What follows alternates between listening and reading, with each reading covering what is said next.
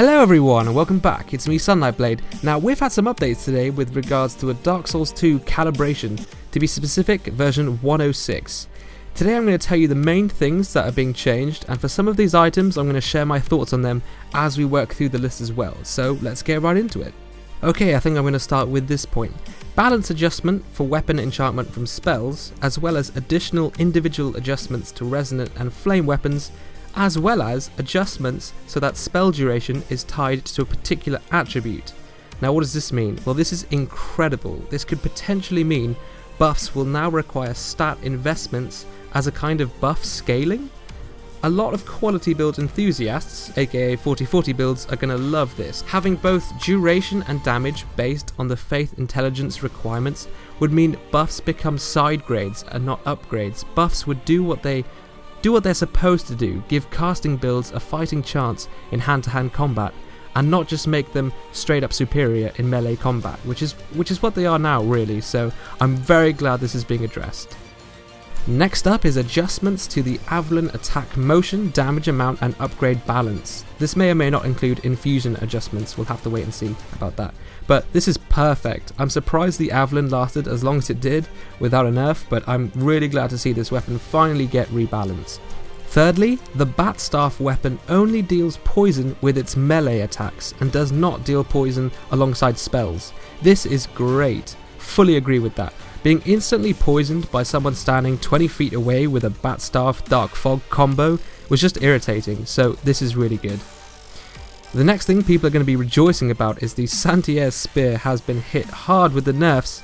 Pure damage amount, stamina to damage ratio and upgrade balance have all been reduced, which is amazing. Now we'll finally start seeing some build variety in the online PvPs. Next up is a balance adjustment for Great Resonant Soul damage amount.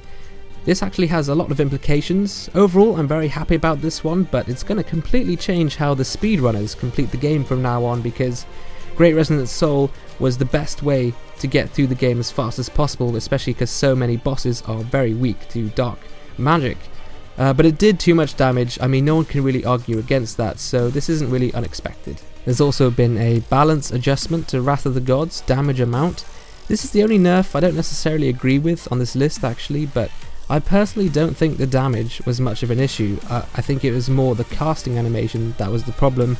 It just looks too similar to the healing animations, and so it was hard to differentiate between the two. They have adjusted the parry motion for the curved swords category. Hopefully this means they are rebalancing the unfair parry frames on the monastery scimitar, although the way it's worded implies they are changing the weapon category as a whole, which is a bit strange, but I guess we'll just have to wait and see on that one. They also seem to have started looking at infinite Stunlock combinations. So the Pursuer's Greatsword and the Piercing Sword class, as well as the Great Axe power stance, have been adjusted, which indicates From is aware that infinite Stunlocks are possible, and they're taking steps to prevent it, which is definitely a move in the right direction.